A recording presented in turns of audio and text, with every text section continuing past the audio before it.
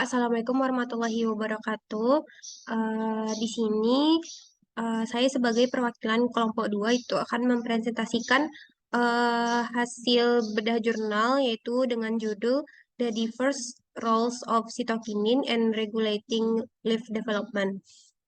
Untuk anggota dari kelompok 2 itu sendiri, yang pertama ada saya sendiri yaitu Fatrisa Amal Syifa dengan NIM 2027.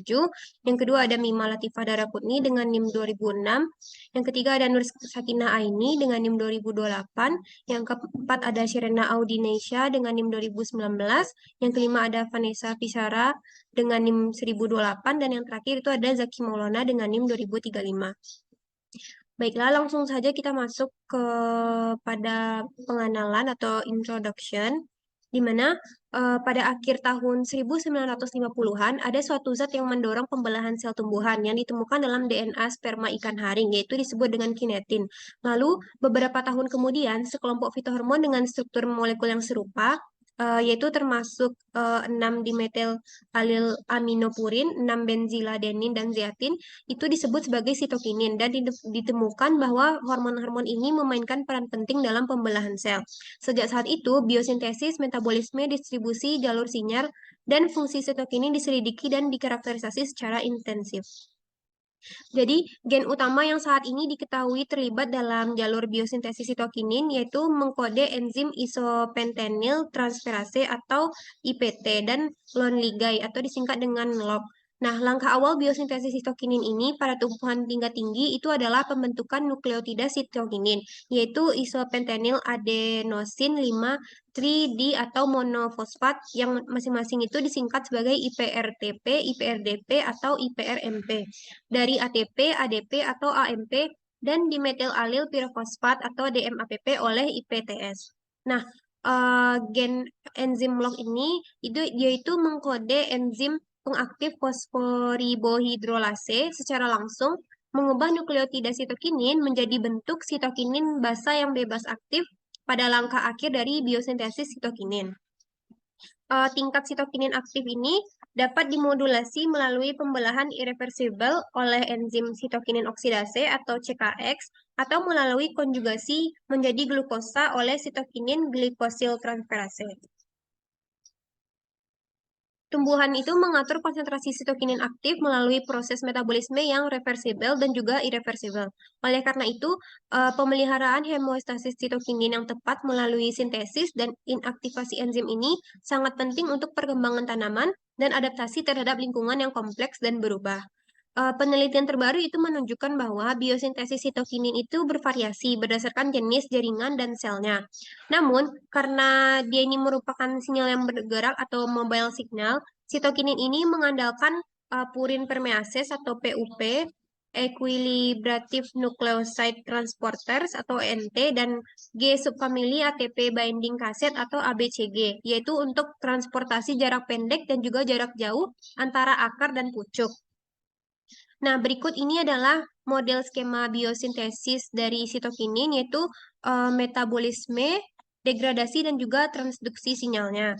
Nah, di sini di bagian panel yang atas ini, gen-gen yang berperan dalam biosintesis, metabolisme, degradasi, dan yang berperan dalam biosintesis dan inaktivasi serta degradasi dari sitokinin itu ditandai dengan bulat bulat oval. Lalu yang di bagian panel atas ini yaitu skema dari transduksi sinyal sitokinin ini, gennya itu ditandai dengan kotak yang bulat ini. Pada tumbuhan, sitokinin ini hampir terlibat pada setiap aspek pertumbuhan dan perkembangan tanaman. Oleh karena itu, studi tentang hubungan antara transduksi sinyal sitokinin, regulasi gennya, dan modulasi sitokinin selama berbagai tahap perkembangan daun itu membantu mengungkap mekanisme molekular yang mendasarinya dan memajukan pemahaman kita guna membuka jalan baru untuk meningkatkan hasil pertanian dan kehutanan. Selanjutnya itu ada the complex role of cytokinin in leaf initiation. Jadi, inisiasi daun itu kita tahu terlebih dahulu adalah proses awal dalam pembentukan daun pada tumbuhan.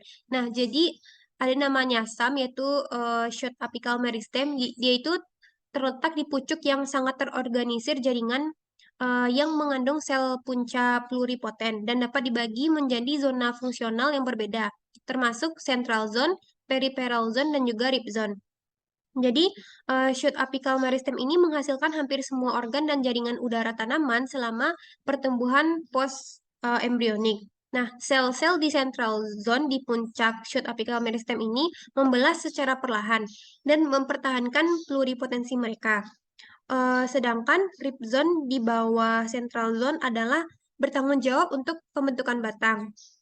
Dan beberapa anak sel yang diproduksi oleh central zone ini menunjukkan sel yang dipercepat tingkat pembelahan selnya yang dipercepat ketika mereka muncul di peripheral zone dan akhirnya mengarah pada pembentukan organ lateral seperti daun dan juga bunga.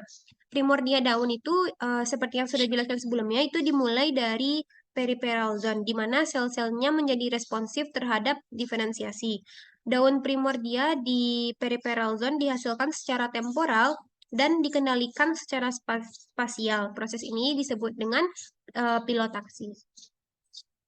Nah, berikut ini gambarnya di mana diagram ini merupakan diagram skematik regulasi sitokinin pada inisiasi uh, primordian daun. Nah, sel-sel dalam meristem apikal pucuk atau SAM itu tersusun menjadi lapisan ada L1, L2, dan juga L3 seperti yang ada di gambar. Dan juga 4 zona yang berbeda. Shoot apical meristem ini secara anatomis dibagi menjadi 3 lapisan seperti yang sudah dijelaskan tadi, L1, L2, dan L3, di mana L1 itu adalah lapisan epidermis, L2 itu subepidermis yang dikenal sebagai tunika, dan lapisan dalamnya itu L3 yang disebut sebagai korpus. Nah, pembentukan daun baru di meristem apikal ini diprakarsai oleh akumulasi auksin. Jadi, sitokinin memainkan peran sentral dalam merangsang aktivitas dan ukuran shoot apical meristem melalui sinergis atau interaksi antagonis dengan hormon auksin.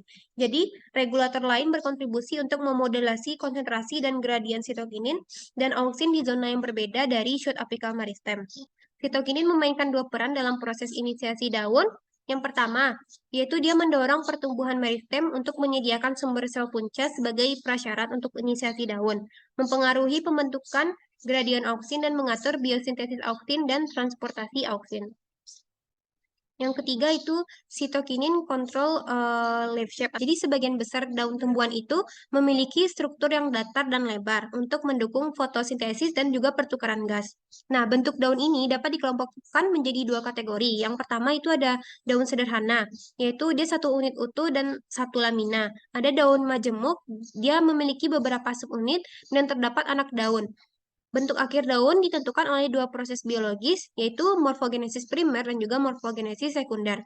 Meningkatkan atau menurunkan kadar sitokinin endogen atau penyesuaian sensitivitas sitokinin pada meristem marginal daun yang sedang berkembang itu dapat mengubah kompleksitas daun. Jadi selama pembentukan daun majemuk, sitokinin ini juga berinteraksi dengan auksin. Dan distribusi respon auksin yang terpisah di tepi daun itu adalah faktor kunci dalam pembentukan daun majemuk.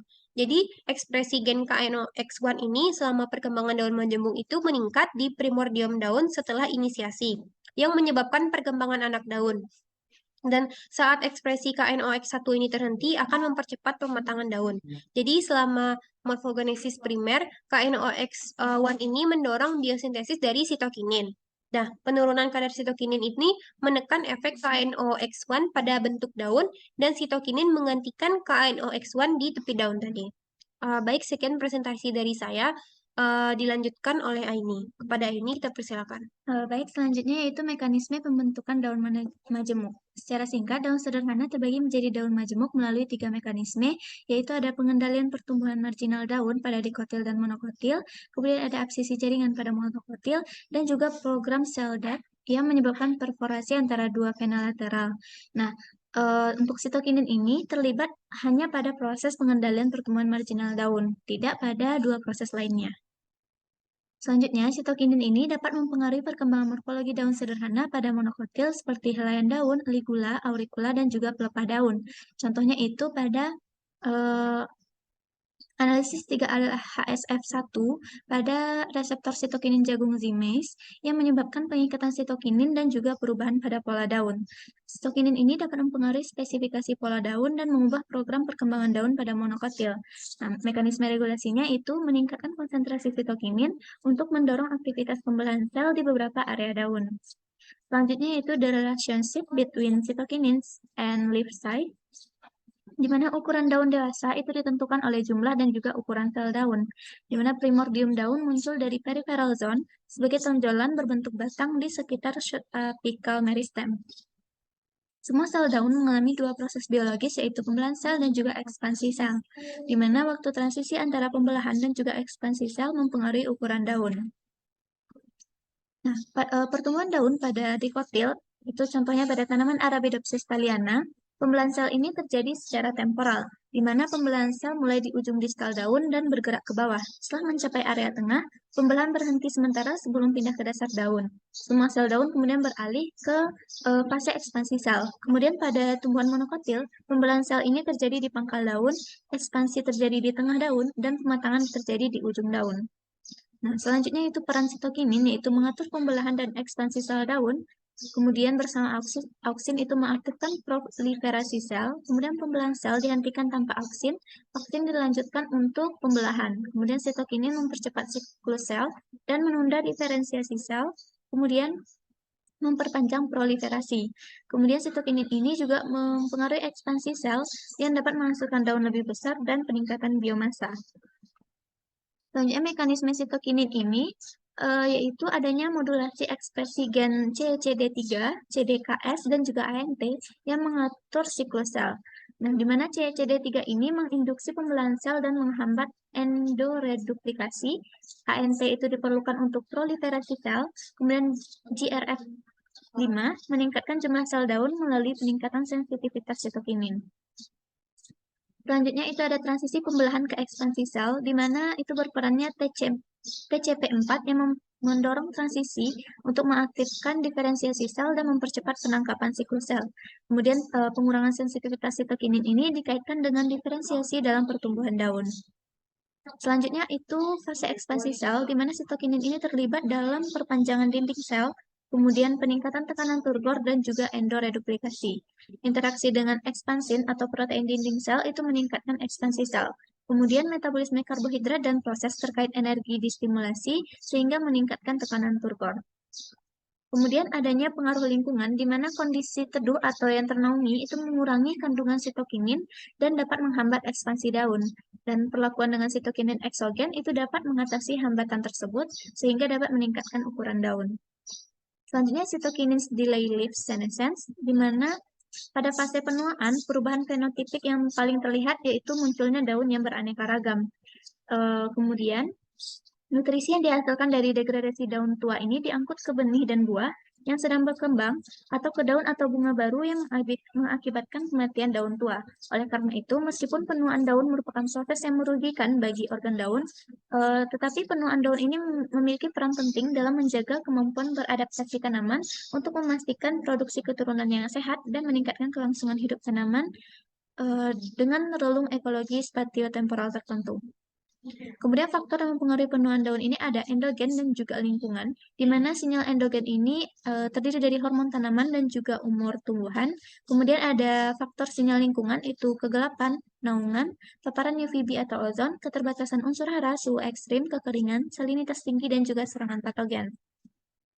Fitohormon, terutama sitokinin dan juga etilen ini dapat mempengaruhi penuaan daun, di mana sitokinin dianggap memperlambat penuaan ketika penurunan kadar sitokinin ini sebelum timbulnya penuaan diyakini sebagai sinyal kunci dimulainya penuaan. Kemudian penerapan sitokinin eksogen atau ekspresi transgenik gen biosintesis sitokinin ini dapat mencegah degradasi klorofil. Contohnya itu pada tumbuhan tembakau transgenik dengan promotor gen spesifik penuaannya yaitu SAG12 yang digabungkan dengan gen ITT secara signifikan menghambat kerontokan daun dan gejala penuaan lainnya. Selanjutnya gen transduksi sinyal sitokinin seperti AHK3, ARF2, tipe B, dan CRF yang berhubungan erat dengan perkembangan penuaan daun. Pada Arabidopsis, ekspresi berlebih dari AHK3 atau ARF2 ini menyebabkan keterlambatan penuaan daun. Namun, ekspresi berlebih dari AR2 ini tanpa situs fosforilasi AHK3 tidak menyebabkan perubahan fenotipik. Selama perkembangan tanaman, daun muda membutuhkan heksosa yang disediakan oleh daun tua sebagai energi sampai daun muda cukup dewasa untuk menyuplai energi melalui fotosintesis. Sekian presentasi dari kami. Terima kasih atas perhatiannya. Mohon maaf atas kekurangan dan kesalahan. Assalamualaikum warahmatullahi wabarakatuh.